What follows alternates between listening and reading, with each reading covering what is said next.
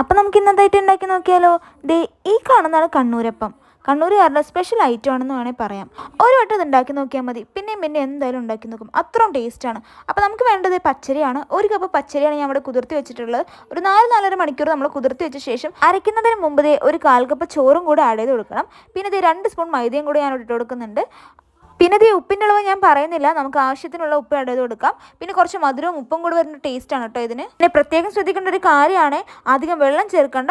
ഒരു അര അല്ലെങ്കിൽ 1/4 ഭാഗം വെള്ളം ചേർത്താൽ മാത്രം മതിയാവും. ഞാനിത് ഒരു 2 കറക്കം കറക്കി എടുത്തിട്ടുണ്ട്. ഇനി നമുക്ക് ഇടേണ്ടതാണ് പഞ്ചസാര.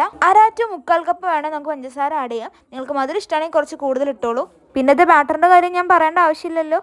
ഏകദേശം ഒരു ദോശമാവിൻ്റെയൊക്കെ ഒരു കൺസിസ്റ്റൻസിയാണ് വേണ്ടത്.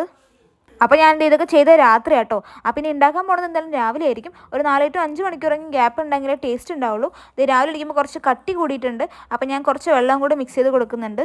പിന്നെ നമ്മളിത് കുറച്ച് ബേക്കിംഗ് സോഡ കൂടി ഇട്ട് കൊടുക്കുന്നുണ്ട്. വളരെ ചെറിയ അളവിൽ ഇട്ട് കൊടുത്താൽ മതി. അപ്പം ഞാൻ ഈ ബാറ്റർ നേരെ ഒരു ഗ്ലാസ്സിലേക്കാണ് ഒഴിച്ചിട്ടുള്ളത്. ഇതാകുമ്പോൾ ഒഴിക്കാൻ കുറച്ചുകൂടി ഈസി ആയിരിക്കും. ഞാനിവിടെ യൂസ് ചെയ്യുന്ന നോർമൽ വെളിച്ചെണ്ണയായിരുന്നു കേട്ടോ. അപ്പോൾ നിങ്ങൾക്ക് വേണമെങ്കിൽ നെയ്യോ എണ്ണയോ എന്താണെന്ന് വെച്ചാൽ യൂസ് ചെയ്യാവുന്നതാണ്. എനിക്കിത് ഏറ്റവും ഇഷ്ടമുള്ള പരിപാടിയാണ് ഇങ്ങനെ ഒഴിച്ചു കൊടുക്കുക എന്നുള്ളത്. നല്ല രസമായിരുന്നു കേട്ടോ ചെയ്യാൻ.